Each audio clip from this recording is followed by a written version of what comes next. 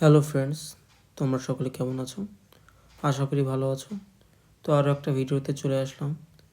আজ তোমাদের সাথে আলোচনা করব থার্ড উইক অফ ডেভেলপমেন্ট নিয়ে। মেনলি গ্যাস্ট্রুলেশন নিয়েই আমরা আলোচনা করব। তো চলো শুরু করা যাক। এটা যেটা দেখতে পাচ্ছ, এটা হচ্ছে সেই ব্লাস্টোসিস্ট। তো এইখানে কি কি দেখা যাচ্ছে? এই যে লেয়ারটা দেখতে পাচ্ছ, এটা হচ্ছে এপিব্লাস্ট। তার তলা আছে হাইপোব্লাস্ট।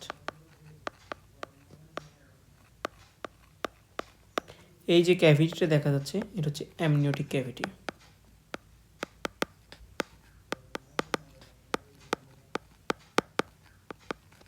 আর তার তলায় এই যে ক্যাভিটিটা দেখা যাচ্ছে, সেটা হচ্ছে ইয়ক স্যাক। আরও স্পেসিফিক্যালি বললে এটা হচ্ছে সেকেন্ডারি ইয়ক স্যাক।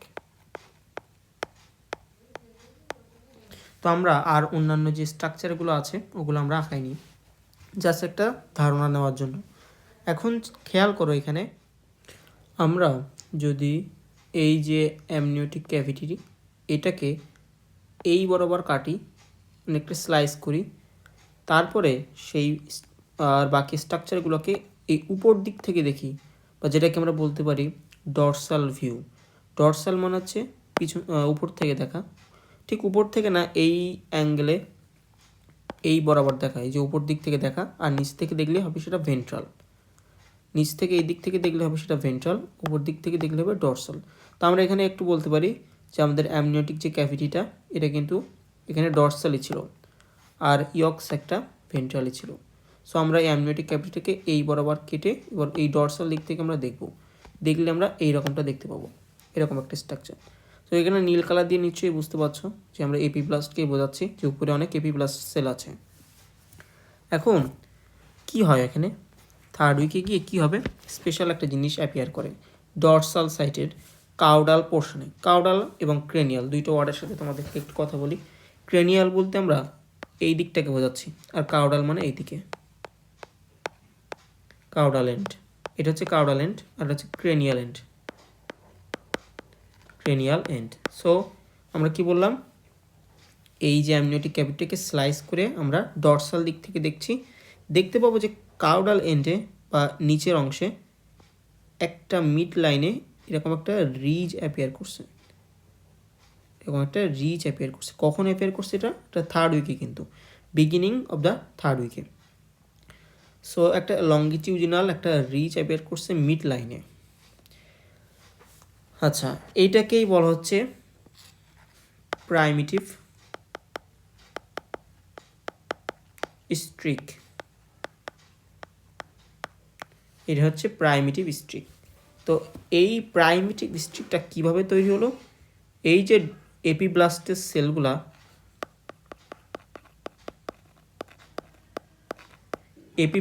সেলগুলা, তারা পরবর্তীতে এক্টোডার্ম হয়ে যাবে,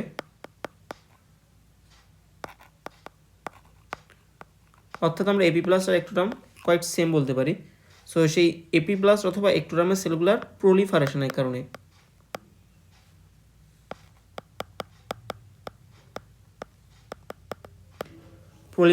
কারণে এবং তারা এই মাঝখানের দিকে মাইগ্রেশন করে চলে আসছে, এই মিড লাইন বরাবর চলে আসছে, সেলগুলা একটু থিক একটা স্তর বা রিচ মতন তৈরি করে, সেটাকে বলছি আমরা প্রাইমিটিভ স্ট্রিক, একটা এলিভেশন টাইপের।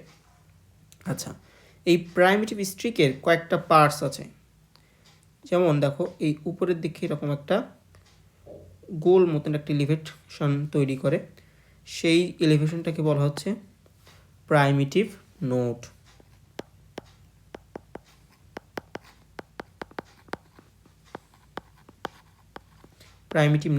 সো যদি এটা হয় সেই প্রাইমিটিভ নোড, এই হচ্ছে সেই প্রাইমিটিভ স্ট্রিকের ক্রেনিয়াল পোর্শনে প্রাইমিটিভ নোড। তার মাঝখানে দেখো একটা ফাঁকা জায়গা আছে, এখানে সাপোজ এই সেই ফাঁকা জায়গা, এটাকে বলা হয় প্রাইমিটিভ পিট, একটা ডিপ্রেশন টাইপের, হচ্ছে একটা ডিপ্রেশন। ওকে, সেই ডিপ্রেশনটাকে বলছি আমরা প্রাইমিটিভ পিট। আর এই যে চারপাশের যে এলিভেশন, সেটাকে বলছি নোড। এটাকে KNOT নটও বলা হয় কখনো কখনো। ওকে, আর এটা হচ্ছে আমাদের প্রাইমিটিভ স্ট্রিক। তো মোটামুটি এটাই। এখন এটার সিগনিফিকেন্স কী, এটা কেন তৈরি হলো, প্রাইমিটিভ স্ট্রিক কেন দরকার আমাদের। সো আমাদের এই যে গ্যাস্ট্রুলেশনের কথা আমরা বললাম, এখন আমরা বলিনি কিন্তু গ্যাস্ট্রুলেশন মানেটা কি। সো গ্যাস্ট্রুলেশন হওয়ার জন্য প্রাইমিটিভ স্ট্রিক আসা এক কথায় অপরিহার্য, very very very essential. So এখন বলে নেই চলো, what does mean by gastrulation. Gastrulation মানে বোঝায় যে আমরা নর্মালি ছোটো থেকেই পড়ে আসতেছি আমাদের 3টা জার্ম লেয়ার সম্পর্কে, এক্টোডার্ম, মেজোডার্ম এবং এন্ডোডার্ম। এই 3টা জার্ম লেয়ারের নাম জানি না, এরকম পাবলিক খুঁজে পাওয়া খুব আসলে মুশকিল। সো এই 3টার নাম আমরা সকলেই জানি, এক্টোডার্ম, মেজোডার্ম এবং এন্ডোডার্ম। এবং আমাদের বডির সকল স্ট্রাকচার কিন্তু সেই এক্টোডার্ম, মেজোডার্ম এবং এন্ডোডার্ম থেকেই আসে। এখন প্রশ্ন হচ্ছে যে এরা কোত্থেকে আসে, এদের ডেভেলপড কীভাবে হয়, ডেভেলপমেন্টটা কীভাবে হয়, সেইটাই আমরা এখন ব্যাখ্যা করছি। সো গ্যাস্ট্রুলেশন মানেই হচ্ছে এই 3টা জার্ম লেয়ার তৈরি হওয়া, যাতে করে এরা পরবর্তীতে অন্যান্য স্ট্রাকচারে ডিফারেন্সিয়েট করতে পারে। সো এখন প্রশ্ন হচ্ছে এটা কোত্থেকে আসে, উত্তর হচ্ছে সকলেই এপিব্লাস্ট থেকে আসে। হ্যাঁ, সকলেই এপিব্লাস্ট থেকে আসে। এপিব্লাস্টের সেলগুলাই এক একটা লেয়ারে গিয়ে এক্টোডার্ম, মেজোডার্ম এবং এন্ডোডার্ম তৈরি করে। Very very important. এপিব্লাস্টের সেলগুলাই মাইগ্রেট করে করে এক একটা লেয়ারে এক্টোডার্ম, মেজোডার্ম এবং এন্ডোডার্ম তৈরি করে। আচ্ছা, এবং এই মাইগ্রেশনটা যে হবে এটা হবে প্রাইমিটিভ স্ট্রিক দিয়ে। কীভাবে হবে চলো দেখাই। এই যেখানে দেখতে পাচ্ছ এটা হচ্ছে প্রাইমিটিভ স্ট্রিক।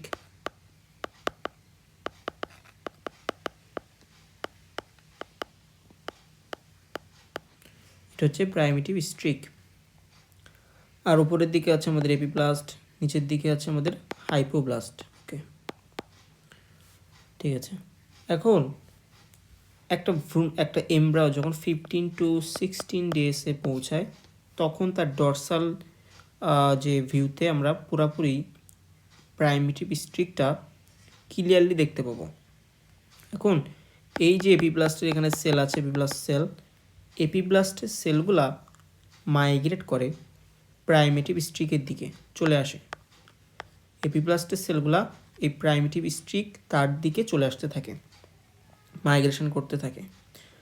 আচ্ছা, যখন তারা এই কাছাকাছি পৌঁছে যায় তখন তারা ফ্ল্যাক্সড শেপ হয়ে যায়। কী শেপ হয়? Flax shape.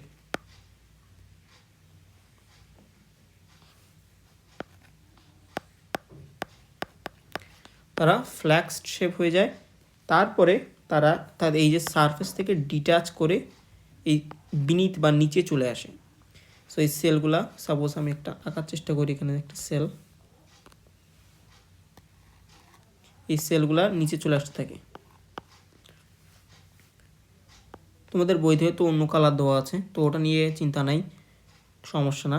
তবে এপিব্লাস্ট বা এক্টোডার্ম, এক্টোডার্ম বলতে আমরা সবসময় অধিকাংশ ক্ষেত্রে নীল কালার যেটা এটাকে বোঝায়, মেজোডার্ম বলতে লাল কালার এবং এন্ডোডার্ম বলতে ইয়েলো কালারকে বোঝানো হয় সচরাচর, তবে কালার নিয়ে অতটা প্যারা নাই। সো এখন দেখো এখানে যে এপিব্লাস্টের সেলগুলা এইভাবে মাইগ্রেট করছে, করে নিচে চলে এলো এবং এই যে হাইপোব্লাস্ট একে ডিসপ্লেস করে দিল। কি করলো? তার যে নিজের জায়গা সেখান থেকে কিন্তু একটু ডিসপ্লেসড হয়ে গেছে। সো ডিসপ্লেস করে দিয়ে তারা এর জায়গাটা দখল করে নেয়, করে নিয়েই তারা এন্ডোডার্ম তৈরি করে ফেলে। এন্ডোডার্ম, এই হচ্ছে সেই এন্ডোডার্ম। সো তাহলে এন্ডোডার্মের সেলগুলো কোত্থেকে এলো? তারা কিন্তু এপিব্লাস্টেরই সেল। আবার এই কালারটা সেম থেকে মনে করো না, এটা কিন্তু হাইপোব্লাস্ট। এই হাইপোব্লাস্টের কালার আর এন্ডোডার্মের কালার একই দেখে মনে করো না কিন্তু যে এন্ডোডার্মটা হাইপোব্লাস্ট থেকে আসছে, না, এন্ডোডার্ম কিন্তু এপিব্লাস্ট থেকেই আসছে। হাইপোব্লাস্টের যে জায়গাটা দখল করে নিছে, করে নিয়ে এপিব্লাস্টের সেলগুলা এন্ডোডার্ম তৈরি করে ফেলছে। আচ্ছা, তারপরে আরও সেল আসে, এই যে নতুন তৈরি হওয়া এন্ডোডার্ম এবং এই যে উপরের দিকে এপিব্লাস্ট আছে তার মাঝখানে আরও সেল চলে আসে। সেলগুলো এসে এবার মাঝখানে জায়গাটা দখল করে কি তৈরি করে? মেজোডার্ম। ওকে, আর সারফেসে বাকি যে সেলগুলো অবশিষ্ট ছিল তারা একটোডার্মে কনভার্ট হয়ে যায়। সো তাহলে কি হচ্ছে, এই যে প্রথমে তৈরি হলো এন্ডোডার্ম, কীভাবে তৈরি হলো, সেলগুলো মাইগ্রেট করলো। তো আমি এখানে একটা কথা বলে নেই, সেটা হচ্ছে এখানে একটা বিশেষ প্রসেস আছে, তাকে বলা ইনভ্যাজিনেশন। ইনভ্যাজিনেশন, এই যে ফ্ল্যাক্স শেপড এপিপ্লাস্টের সেলগুলা সারফেস থেকে প্রাইমেটিভ স্টিক দিয়ে নিচে চলে আসতেছে, এইটাকে বলা হয় ইনভ্যাজিনেশন প্রসেস। এই ইনওয়ার্ড মুভমেন্টটাকেই বলছি আমরা ইনভ্যাজিনেশন। তাহলে এই হাইপোপ্লাস্টকে ডিসপ্লেস করে দিল এপিপ্লাস্টের সেল, এবং তখন এমব্রায়োনিক এন্ডোডার্ম তৈরি হয়ে গেল। এমব্রায়োনিক এন্ডোডার্ম তৈরি হয়ে গেল। তারপরে কিছু কিছু সেল এই এপিপ্লাস্ট এবং হাইপোপ্লাস্টের মাঝখানে চলে আসলো এবং তারা মেজোডার্ম তৈরি করে দিল, মেজোডার্ম। আর সারফেসে যে বাকি এপিপ্লাস্টের সেলগুলো অবশিষ্ট ছিল, তারাই কী করলো, এই একটোডার্ম তৈরি করলো।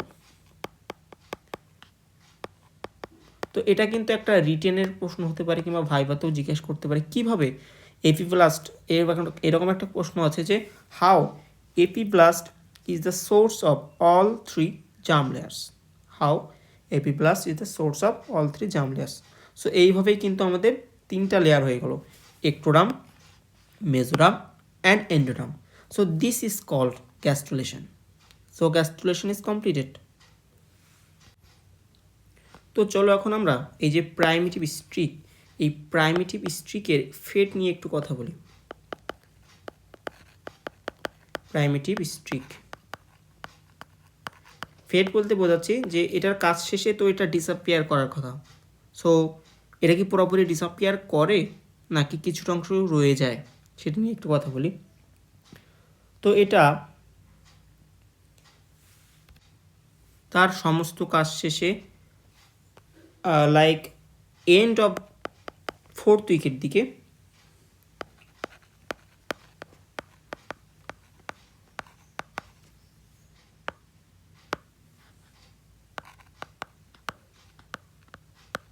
ডিসঅ্যাপিয়ার করে বা রিগ্রেস হয়ে যায়। এন্ড অফ 4th উইকে এটা কমপ্লিটলি রিগ্রেস হয়ে যায়। কখন? যখন এই সবকটা লেয়ার তৈরি হয়ে গেছে, এবং এর রিগ্রেশনটা হবে ক্রেনিয়াল থেকে কাউডাল দিকে, মানে উপর থেকে নিচের দিকে। এখন নিশ্চয়ই বুঝতেছো যে ক্রেনিয়াল এন্ড কোনটা, কাউডাল এন্ড কোনটা। ক্রেনিও কাউডালি এটার রিগ্রেশনটা হয়, এবং এন্ড অফ 4th উইকে অথবা 26th ডেতে এটা পুরোপুরি ডিসঅ্যাপিয়ার করে যায়। এখন এই প্রাইমেটিভ স্ট্রিক এটা যদি ডিসঅ্যাপিয়ার না করে তখন কি কোনো সমস্যা হতে পারে? উত্তর হচ্ছে হ্যাঁ, yes. If the primitive streak does not disappear, so it will give rise a clinical condition or a congenital disorder that is called sacrococcygeal teratoma. কি বললাম?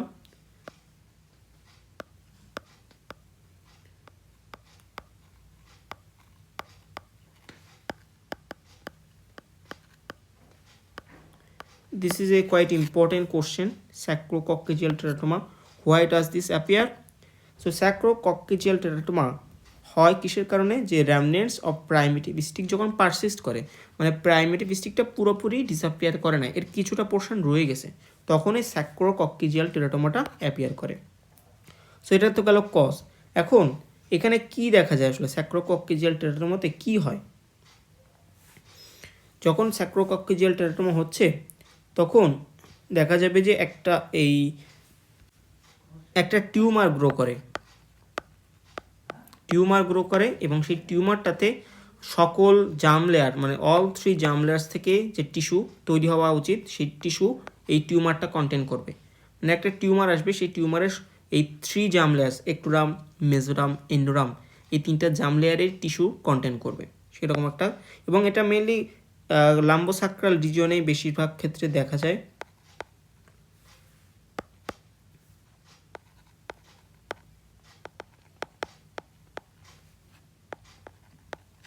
লাম্বোসাক্রাল রিজিয়নে দেখা যায়। সো এটা হচ্ছে সেই স্যাক্রোকক্সিজিয়াল টেরাটোমা। তো মোটামুটি এটাই ছিল গ্যাস্ট্রুলেশনের প্রসেস। তো যদি তোমাদের ভিডিওটা ভালো লেগে থাকে, ভিডিওতে একটা লাইক করবে, কমেন্ট করবে, আমার চ্যানেলটা সাবস্ক্রাইব করবে, আর বন্ধুদের সাথে শেয়ার করবে। তো পরবর্তী অন্য কোনো ভিডিওতে অন্য কোনো টপিক নিয়ে কথা হবে। ততক্ষণ পর্যন্ত সুস্থ থাকো। আর তোমাদেরকে সকলকে ধন্যবাদ আমার ভিডিওটি দেখার জন্য। Thanks for watching.